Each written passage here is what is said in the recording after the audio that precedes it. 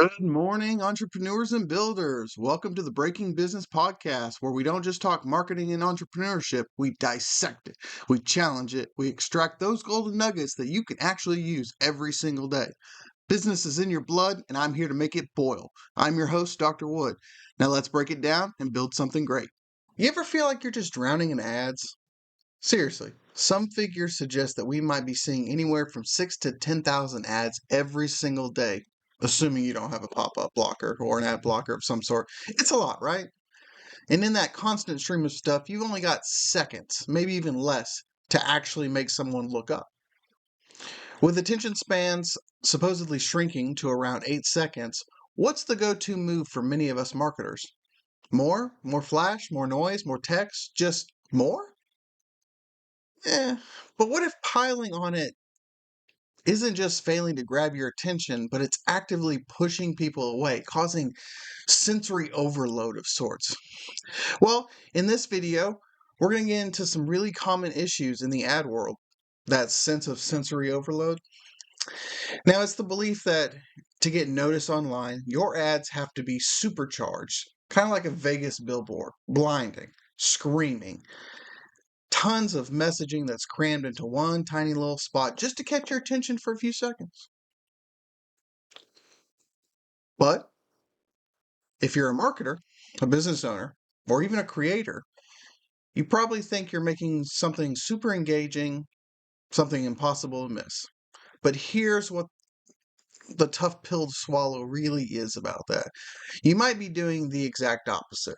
Instead of just pulling your viewers in, making it a seamless, transparent, smooth process in your advertising, you could be making them tired, annoyed, hurting their head, essentially, with sensory just splashing them, hurting not only how your ad works, but what people think about your brand as an overall system.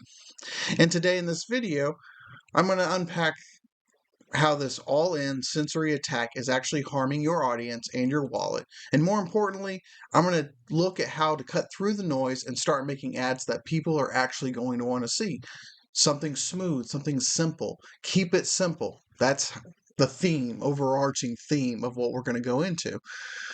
So, why do so many ads feel like a 5 set alarm fire drill or a fireworks show, or insert another blindingly loud and annoying thing? Usually it's not going to be because marketers are trying to be annoying, but instead it often comes from this understandable place of anxiety that they're trying to get your attention in that short span. Competition is fierce, and there's this pressure as a small time creator to get noticed and fast. So the thinking goes, hey, if I throw enough stuff at your screen, something's going to stick. You're going to look at me. Look at me. Yeah? This more idea is very tempting, and it has gotten a lot of steam, but it feels like you're doing something, something, but it's not. It's you're covering all the bases. You're creating something catchy, a voiceover maybe, tons of images showing off different features of your product or service, and then you have a text popping up with a call to action, maybe a button of some sort. It flashes the banners all around. It kind of seems logical that you would give people a ton of information and try to outpace the competitors with this uh, overload of sensory feasting. They'll be more engaged to remember your ad, maybe. That's the overall idea of it. There's this notion that having everything jam packed in such a way, it's going to scream value to your customers. But at the end of the day, it's just too much. Plus, let's be real about it. We live in a time where marketers are super distracted and people are super distracted. One study points out that almost 90% of US workers get distracted at least once a day. It's not a big jump to see how that distracted way of creating could lead into pretty much chucking everything at the wall and seeing what sticks, hoping that it lands. But this urge to be seen and heard, mixed with the bit of misunderstanding around how our brains actually process information in either sequential or multi-factored has led to a plague of marketers overloading ads and creating a cycle that drives your brand to be feared more than loved. And the problem's worse every single day as more and more people get into the space. So why is it so tiring?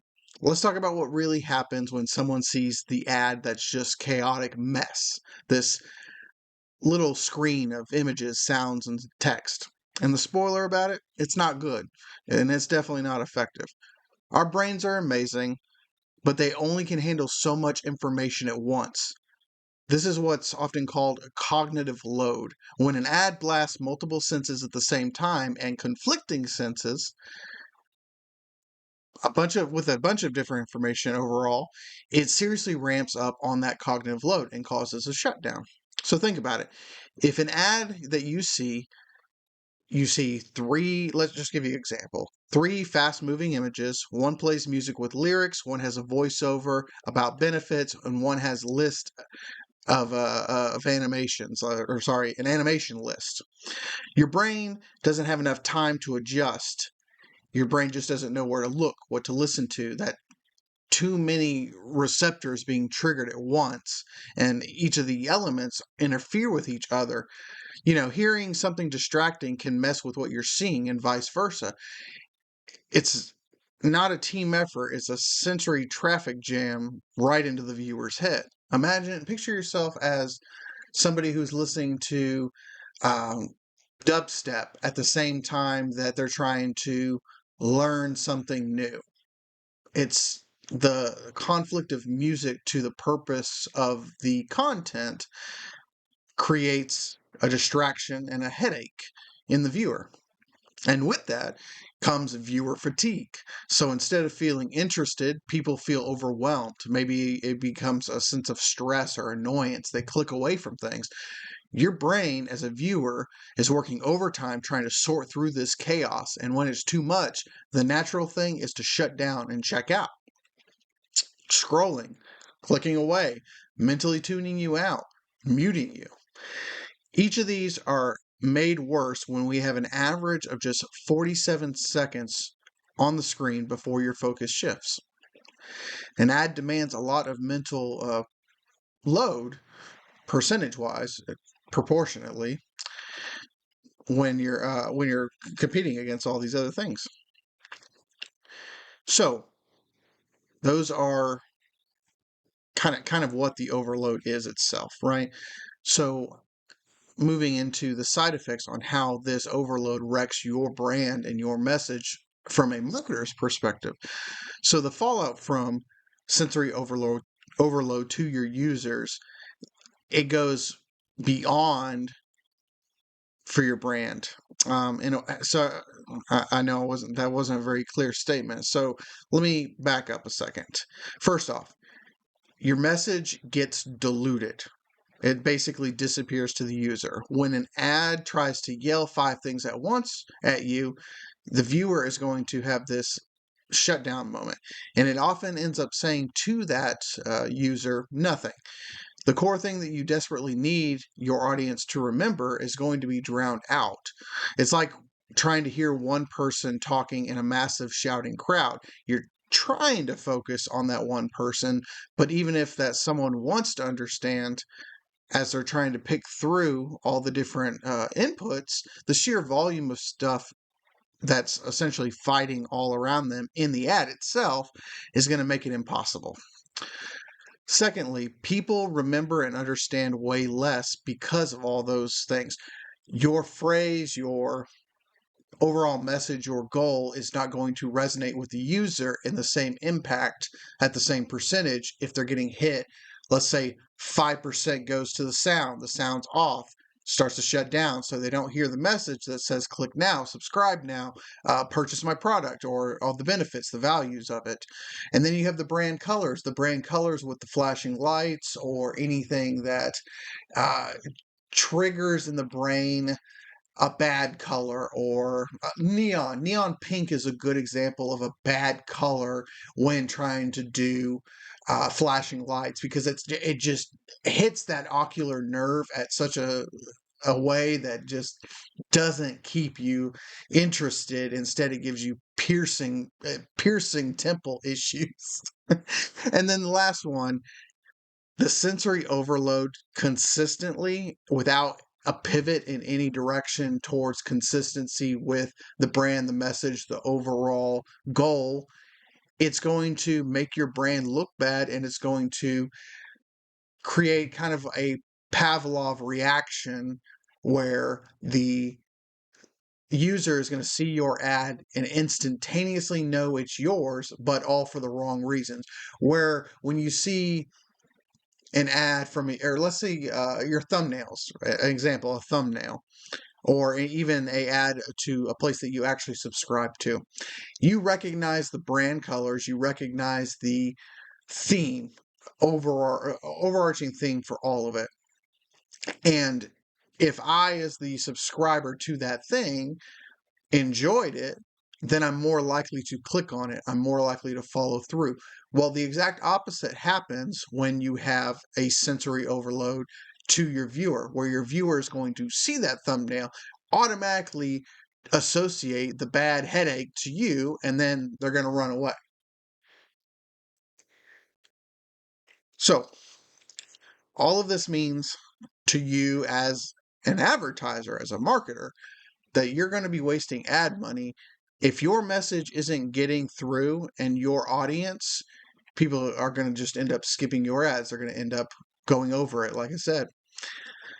So, how do we break free from this sensory overload madness? And how do we start making ads that actually resonate with your audience? The answer, is pretty simple. Change your way of thinking in relation to the audience. You are the business owner. Put yourself in the shoes of the recipient. If you are viewing your own ads and you're thinking, my God, there is so much hitting me at once. I don't need that there. I don't want that there. That hurts. I can't watch this for more than 15 seconds. All these things, as a generic user, are telling you, as a business owner, restructure it, pivot away from it. Think about embracing a simple design and sound. Keep it in rules of three. Now, example of a rule of three, and it can be a rule of four, it can be a rule of five. It will all depend on your brand, the simplicity of your product or service, what you're trying to get across, etc. But a rule of three is one moving visual, one static visual, one sound. And then if you want to add to the four, it's one clear call to action. And if you want to go up to five, it's one transitionary system, all in an ad.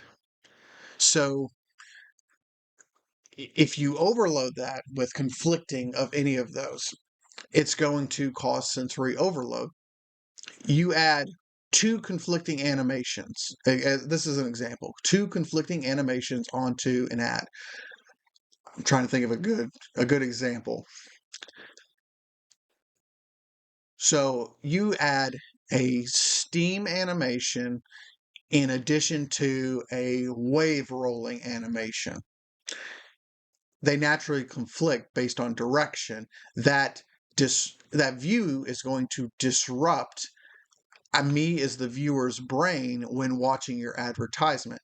Another example of conflicting, not in the animations, but in two very distinct sounds.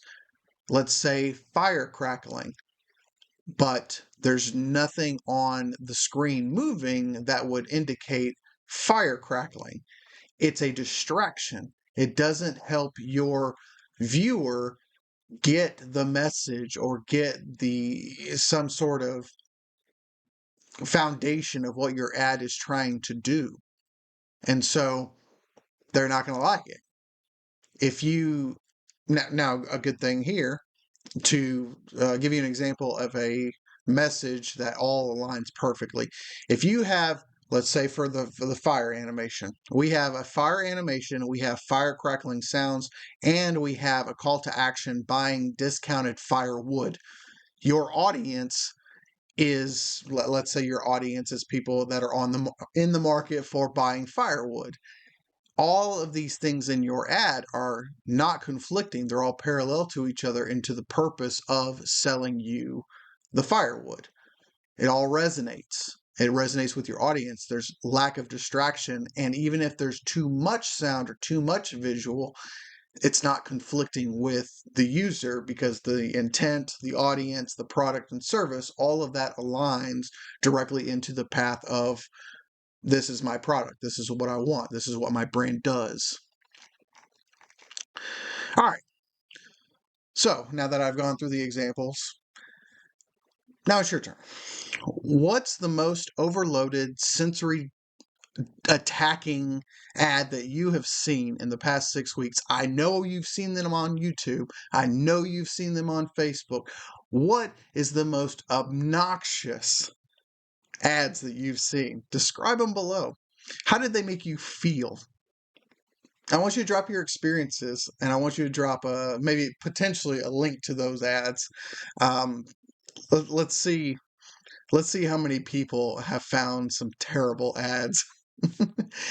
And if you found this video educational and you're ready to make your marketing more effective and viewer friendly, please consider giving me a like, a subscribe, share with your friends. If you didn't like my opinion or disagree with my opinion, post it down below. Let's have a discussion about it.